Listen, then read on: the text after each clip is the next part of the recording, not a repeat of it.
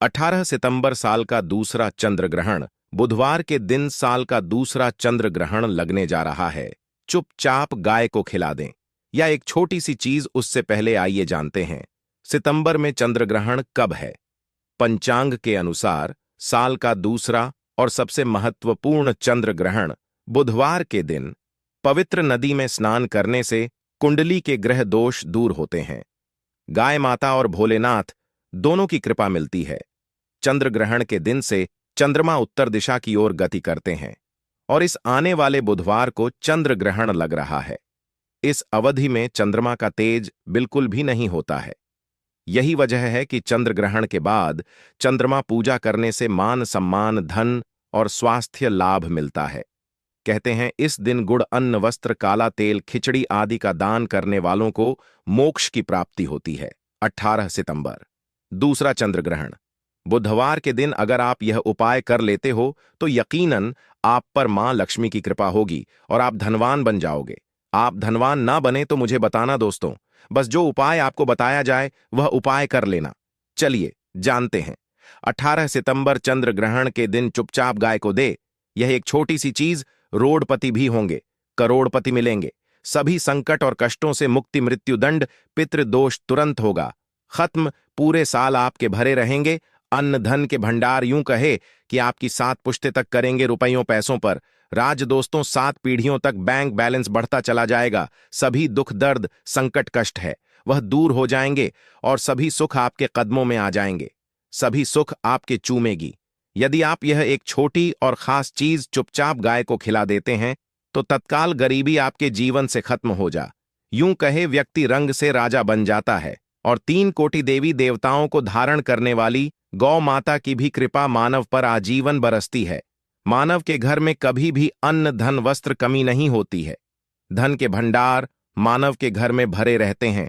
मानव के जीवन से गरीबी खत्म हो जाती है। तो दोस्तों, कौन कौन से वे गाय से जुड़े खास और महत्वपूर्ण उपाय हैं जिन्हें यदि आप 18 सितंबर चंद्र ग्रहण के दिन कर लेते हैं तो दोस्तों यकीन मानिए आपके घर में अन्न धन के भंडार सदैव भरे रहेंगे।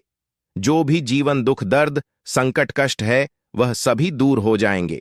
इस वीडियो में हम आपको उसी एक खास और महत्वपूर्ण चीज के बारे में बताएंगे, क्योंकि आपको इस चंद्र ग्रहण के दिन गाय को जरूर लानी है। तो दोस्तों, अपने फायदे के लिए पूरा वीडियो देखना।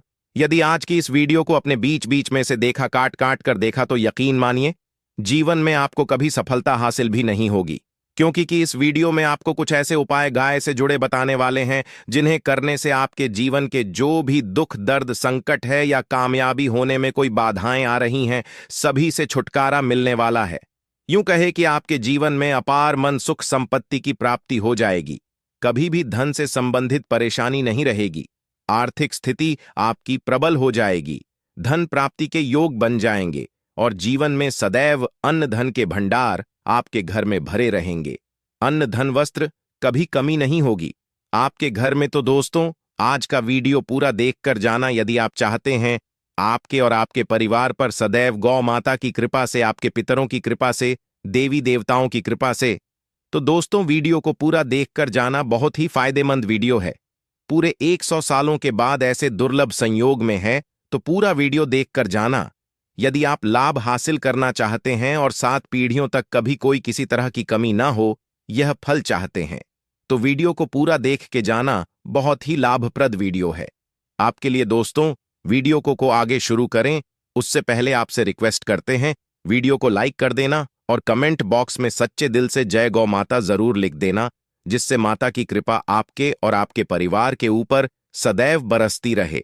और ज्यादा से ज्यादा वीडियो को शेयर जरूर करना ताकि और लोग भी इस वीडियो के माध्यम से लाभ हासिल कर सके। इन उपायों को करने से अपने जीवन में सदैव धन, सुख, संपत्ति की प्राप्ति कर सके। तो शेयर करना ना भूले इस वीडियो को, जिससे और लोगों का भी भला हो। आपको बता दें, इस दिन तीर्थ स्नान करना बहुत ही फलदायी गया है। यदि कहीं तीर्थ स्थान पर पवित्र नदी में स्नान करना संभव ना हो तो आप क्या करें, घर पर ही नहाने वाले पानी में गंगा जल की कुछ बूंदें डालकर स्नान कर लें। और साथ ही साथ यदि आप स्नान आदि से निवृत्त हो जाएं, सर्वप्रथम तो अपने घर के पूजा स्थान को साफ कर वहां पूजा पाठ करें। आप और पितरों के निमित्त तर्पण पिंड दांत तो आपसे बने, अन्न धन वस्त्र दान जरूर करें, और इस एल चंद्र ग्रहण के दिन दान करने से सभी मनोकामनाएं पूर्ण हो जाती हैं। चंद्र ग्रहण के दिन विशेषकर पूर्वजों की पूजन के लिए बहुत ही शुभ फलदायी समझा गया है। इस पूर्णिमा के दिन दान करने से पूर्वजों की आत्मा को शांति मिलती है और उनको मोक्ष मिलता है। और आपको बता दे इस बार, जो इस दिन पूजा के साथ साथ हनुमान जी मंगल देवता और भगवान भोलेनाथ की भी पूजा जरूर करनी चाहिए। आपको बता दें कि इस दिन यदि आप भगवान भोलेनाथ की पूजा करते हैं तो ग्रह जनित दोष भी दूर हो जाता है, मानव के जीवन में धन सुख संपत्ति की प्राप्ति हो जाती है, समस्त मनोकामना मानव की पूर्ण हो जाती है। और दोस्तों, साथ ही साथ अब बात करें आपको उस दिन, मतलब यह जो चंद्र ग्रहण के दिन है, इस दिन आपको एक उपाय तो जरूर करना है। गाय का उपाय बताने से पहले एक उपाय आपको बता दें, उपाय को जरूर करें। क्या करें कि चंद्र ग्रहण के शाम के समय पीपल के पेड़ के नीचे आपको सरसों का चौमुखी दीपक, आटे का दीपक बनाना है चौमुखी, उसमें आपको कलावे की बाती लगाकर सरसों के तेल का दीपक जला देना है और बीच में 2 साबुत फूल वाले लौंग भी डाल दें। फिर देखिए कैसे चमत्कार आपके जीवन में होता है। शाम के समय जलाकर उसे छोड़े मनोकामना मांगकर। दोस्तों, 21 दिनों के अंदर आपकी वह मनोकामना पूर्ण ना हो जाए, हमें बता देना। बहुत ही प्रभावशाली उपाय बताया मैंने आपको, बहुत ही दुर्लभ से दुर्लभ है। इस बार नए वर्ष को उपाय को जरूर करें। यह उपाय जो है बहुत ही आपको लाभ देगा। और अब बात करें गाय से जुड़े कौन कौन से उपाय आपको इस दिन, मतलब गाय से जुड़े उपाय जिन्हें करने से मानव को 7 पीढ़ियों तक बैंक बैलेंस की कमी नहीं होती, दुख दर्द संकट कष्ट दूर हो जाते हैं और सभी सुख मानव के कदमों में आ जाते हैं। कदम है सभी सुख और घर में अनंत धन के भंडार सदैव भरे रहते हैं, कोई कमी नहीं होती। किसी तरह कौन कौन से उपाय ध्यान से सुनना, जिस तरह बताए उसी तरह इन उपायों को आपको करना है। तो चलिए शुरू करते हैं। कौन कौन से गाय से जुड़े उपाय हैं, प्रभावशाली चमत्कारिक उपाय है जो कि आपकी किस्मत को चमक देंगे। इस पूर्णिमा से आपको लाभ शुरू करते हैं। दोस्तों, सनातन परंपरा में गाय गंगा और गायत्री का बहुत ज्यादा धार्मिक महत्व है। मान्यता है गौ माता के शरीर पर 33 कोटि देवी देवताओं का वास होता है। गौ माता की पूजा करने वाले जातक पर इन सभी देवी देवताओं की कृपा बरसती है। गौ सेवा से न सिर्फ इस जन्म के बल्कि पूर्व के भी दोष दूर हो जाते हैं। गाय से हासिल पंचगव्य का उपयोग जरूर शामिल करें, क्योंकि पंचम गव्य के बिना कोई भी पूजा पाठ और हवन सफल नहीं होता। या दोस्तों, गौ कृपा पाने के लिए प्रतिदिन सप्ताह अथवा महीने में परिवार समेत एक बार गौशाला का नियम जरूर बनाएं और वहां गायों को हरा चारा जरूर खिलाएं। इससे आपको शुभ फलों की प्राप्ति होगी और साथ ही साथ गौ सेवा और गौ पूजा से 9 ग्रह शांत हो जाते हैं और इनसे जुड़े दोषों का निदान हो जाता है। गर्मियों में गौ माता को पानी पिलाए और सर्दी में गौ माता गुड़ जरूर खिलाए। ध्यान रखें कि गर्मियों में गाय को गुद न खिलाए। अनेक देवी देवताओं को अपने शरीर पर धारण करने वाली गौ माता से जुड़े कई शुभ और अशुभ संकेत भी होते हैं। मसलन, गाय य का दूध देते समय यदि गाय लात मार दे और सारा दूध बिखर जाए तो अब शगुन होता है। यदि कोई यात्रा पर निकल रहा हो और गाय अपने बछड़े को दूध पिलाती सामने आ जाए तो निश्चित रूप से जिस यात्रा के लिए आप निकले हैं वह यात्रा आप जरूर ही सफल होगी और वह जिसके लिए आप निकले हैं वह जरूर ही पूर्ण होगा। यात्रा पर जाते समय बाईं ओर गाय की आवाज और रात्रि में गाय की हुंकार करना भी शुभ होता है।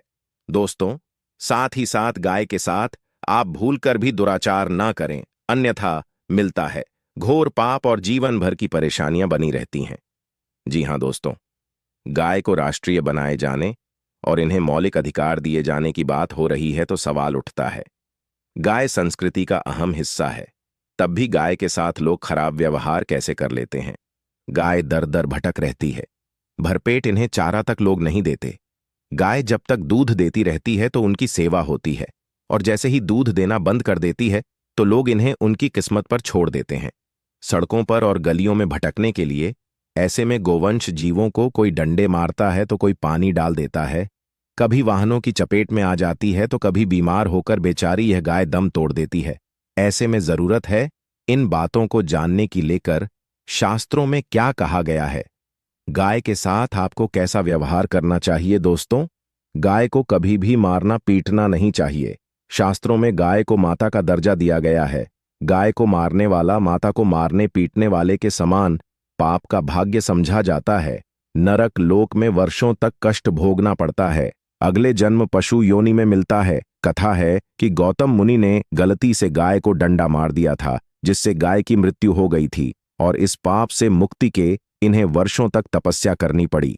भगवान श्री कृष्ण जी ने बैल स्वरूप में आए वृद्धाश्रम का वध कर दिया था, जिससे मुक्ति के लिए भगवान श्री कृष्ण को संपूर्ण तीर्थों को एक कुंड में बुलाना पड़ा, और इस कुंड में स्नान से वह पाप मुक्त हो गए।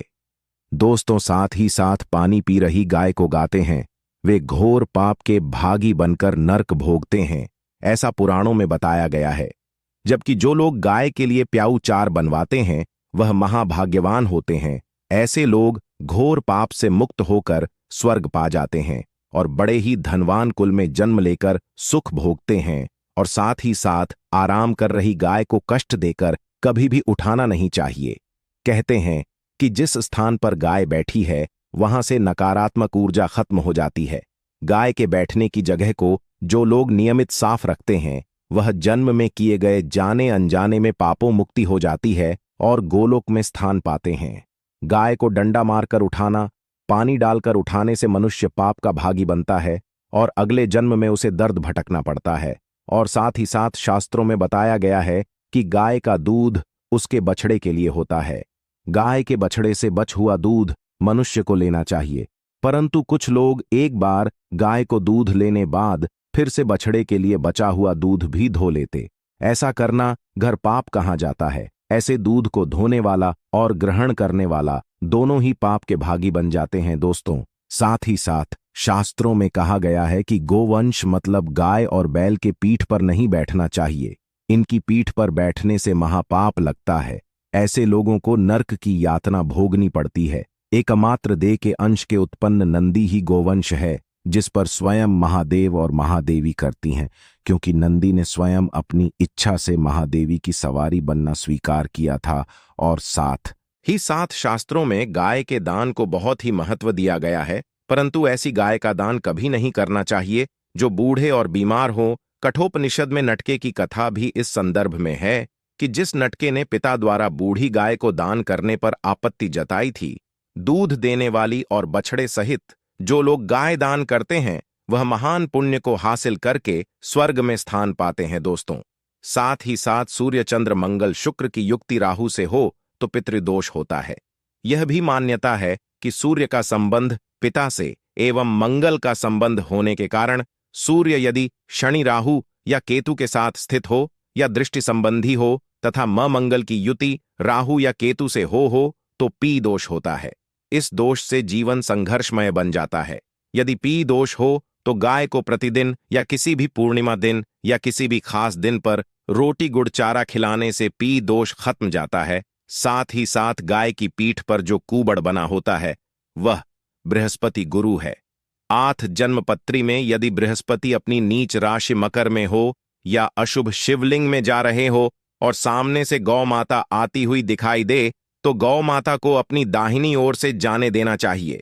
आपकी यात्रा जरूर ही सफल होगी और जिस घर में गाय होती है उसमें दोष स्वतः ही खत्म हो जाता है।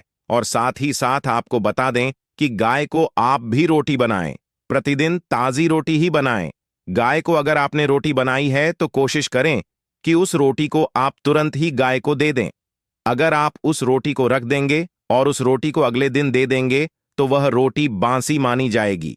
गाय को कभी भी बासी रोटी ना दें, इससे घर में नकारात्मक ऊर्जा वास करती है और जो भी काम आपके बनने वाले होंगे वह काम भी आप बिल्कुल भी नहीं बनेंगे। इससे आपके घर में हमेशा दर्द देवता का वास रहेगा और आप जिस भी काम उस काम में आपको हमेशा असफलता ही हाथ लगेगी। इसीलिए कोशिश करें गाय को रोजाना ताजी रोटी बनाकर खिलाएं और रोटी को बिल्कुल ना रखें। बासी रोटी गाय को ना दें और साथ ही साथ सड़ी गली चीजें गाय को नहीं खिलानी चाहिए। घर में कोई फल है, कोई सब्जी है, सड़ जाए तो लोग क्या करते हैं, गाय को देते हैं नहीं, ऐसा चाहिए ऐसा करने से यदि आप गाय को खिलाते हैं तो और आप पाप के भागी बन जाते हैं।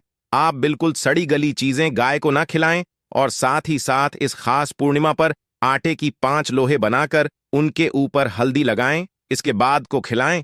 हर एक लोहे को खिलाते समय गाय के सींग पर आप हाथ फेर, पीठ पर हाथ फेरें, मस्तक पर हाथ फेरें, माता गाय के अब चरणों का स्पर्श करें। दोस्तों, ऐसा करने से आपके समस्त काम बनने लगेंगे। जो दुख का समय चल रहा भी खत्म होगा। आपके जीवन में खुशियां ही खुशियां होंगी और एक बार पूर्णिमा पर आप 11 बार गाय की परिक्रमा भी कर लें तो आपके समस्त काम होंगे। और पूर्णिमा पर साथ ही साथ आप गाय को जब भी रोटी दे, रोटी पर या तो आप थोड़ी हल्दी लगा लें या थोड़ा गुड़ रख लें। अगर गुड़ ना हो तो आप थोड़ा घी रख सकते हैं। दोस्तों, गाय को कभी भी सूखी रोटी ना खिलाएं। सूखी का मतलब गाय को रोटी खिलाएं, उस पर कुछ ना कुछ रखकर खिलाएं। हल्दी ले, गुड़ रख ले, मिश्र घी या जो भी रख ले, मतलब खाली नहीं खिलानी है। इतना करने मात्र से आपके जीवन के सभी दुख दर्द समाप्त हो जाएंगे।